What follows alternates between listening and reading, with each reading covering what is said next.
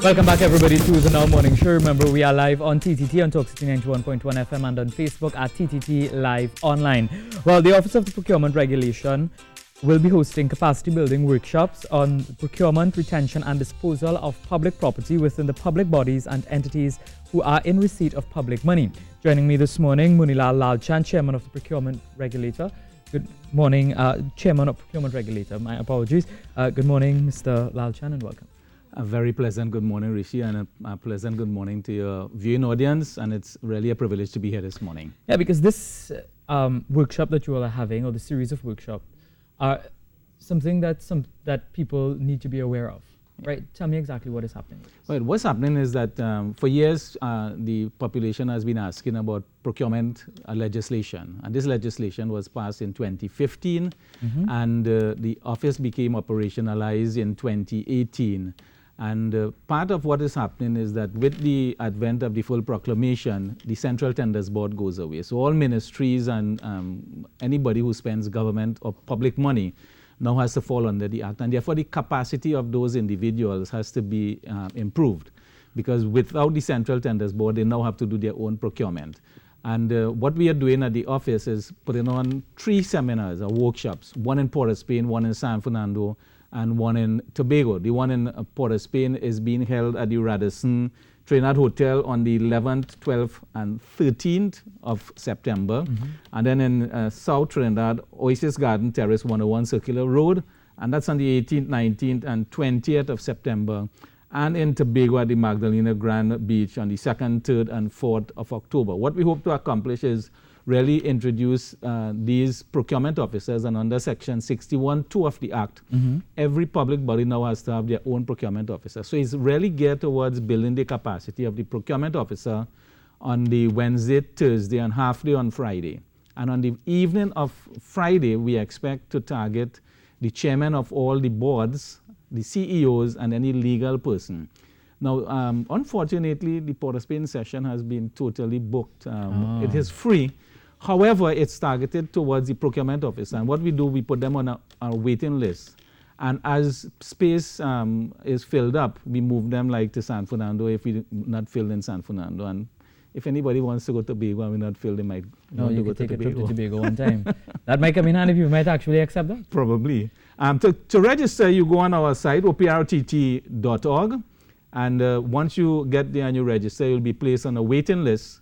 And then we will verify that you are an authentic procurement officer. And then we release it, and you get an official invitation to attend the session.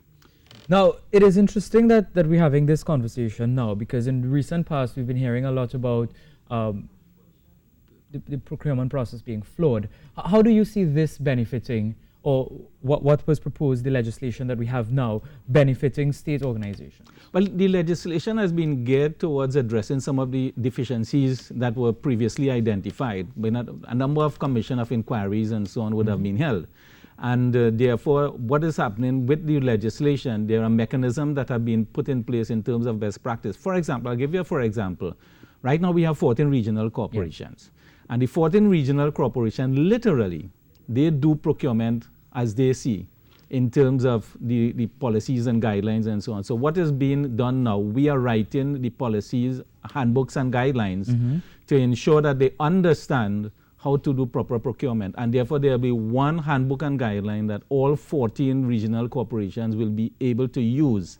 And those are the handbooks and guidelines that we'll be rolling out during the capacity building workshops. And for the ministries, they will also be using a similar? The ministries will have their own handbooks and guidelines. Okay. The regional health authorities will be having theirs. Ministry of Works will have a separate one that is specifically geared towards the Ministry of Works. Ministry of Health, for example, how we procure drugs and making sure that we don't over-procure or under-procure, and making sure that we have the right drugs. It's not about to expire while we purchase. So all these things. The other thing about it is not only procurement, but is retention and disposal. Because what we do sometimes, we buy these expensive pieces of equipment and don't do maintenance contracts.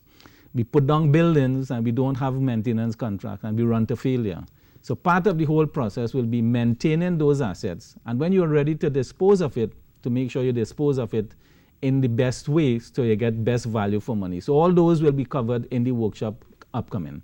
Yeah, so people have to register for this workshop. Yes.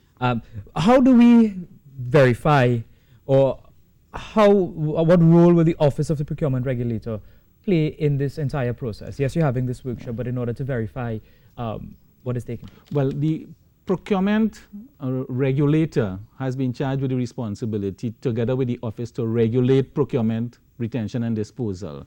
And we have the handbooks and guidelines will dictate as to how these agencies go ahead procuring. And the office itself has investigative powers and audit powers. So we can literally go in and audit the system to make sure there is compliance once the handbooks and guidelines have been approved, and then also to investigate on our own initiative, or if we have any complaint by any member of the public in terms of any breach of the Act or potential breach of the Act, and they have concerns, they will come to us. We are putting together a whistleblowing facility that they can call about 1-800 that is going to be held outside of Trinidad. And you can go online and register your complaint. And once that is registered, it then comes to us, and we have investigated. For if we find persons that have breached the Act, if there are criminal activities and so on, we have a direct line now with the DPP.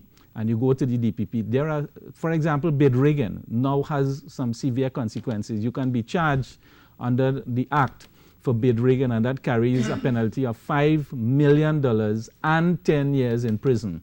So there are serious consequences to not following the Act and getting involved in corrupt practices as it relates to procurement activities. All right. I just want to get one more question in there. Have the Office of the Procurement Regulator ever conducted any inquiries, investigations? Not as yet, but what we have done is that the Act has not been fully proclaimed, so we have not gotten our full investigative powers, but we are hoping that that is going to be done before the end of this year. We are looking at, once the regulation gets passed in Parliament, hopefully in the next sitting in September, then that paves the way for the full proclamation. All right, and for more information on the upcoming series, you would have to visit www.oprtt.org/resource center, and you'll be able to get some information there. You can also follow them or send an email for any queries at feedback@opr.org.tt. Thank you very much, Mr. Munilal Lalchan, for joining us this morning on the Now Morning Show. Because